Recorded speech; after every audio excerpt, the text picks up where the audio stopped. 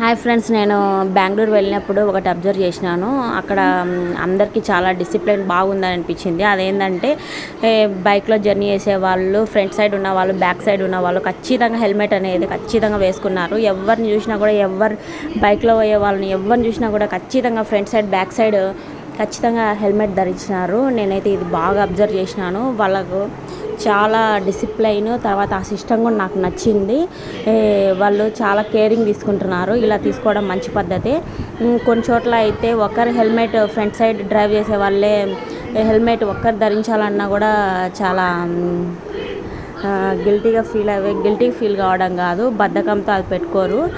ఎందుకంటే కొద్దిగా హెల్మెట్ ధరించడం వల్ల వెంట్రుకలు ఊడిపోతాయి, ఇలా కొన్ని సమస్యలు వాళ్ళు ఉంటాయి అనేసి.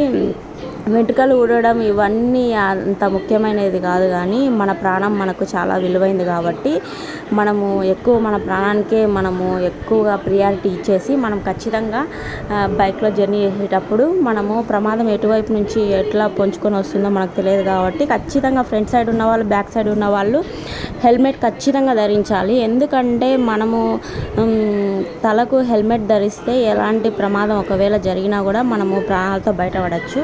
ఎందుకంటే మన కోసం ఇంటి దగ్గర ఎదురు చూసే వాళ్ళు చాలామంది ఉంటారు. మన మీద ఆధారపడి చాలా జీవితాలు ఉంటాయి కాబట్టి మన అవసరం చాలా ఉంది కాబట్టి దాన్ని బట్టి మనము మూవ్ అవుతూ ఉండాలి.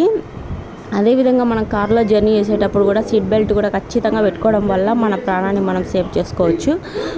అదేవిధంగా మనకు తెలిసిన విషయమే, జూనియర్ ఎన్టీఆర్ వాళ్ళ అన్న, వాళ్ళ నాన్న ఇద్దరు ఇలా యాక్సిడెంట్లోనే చనిపోవడం జరిగింది. అప్పుడు ఆయన చాలా బాధపడుతూ మనల్ని నమ్ముకొని చాలా ప్రాణాలు ఎదురు చూస్తుంటాయి. కాబట్టి మనం ఎక్కడికి జర్నీ చేసినా కూడా చాలా సేఫ్గా కాన్సన్ట్రేషన్ జర్నీ మీద పెట్టేసి మనము చేయాలని ఆయన ఎప్పుడు చెప్తూ ఉంటాడు. సో మీకు ఈ ఇన్ఫర్మేషన్ నేను ఖచ్చితంగా అందియాలనేసి నేను ఈ వీడియో తీసినాను. ఖచ్చితంగా మీరు బైక్లో జర్నీ చేసేటప్పుడు ఖచ్చితంగా ఫ్రంట్ సైడ్, బ్యాక్ సైడ్ ఖచ్చితంగా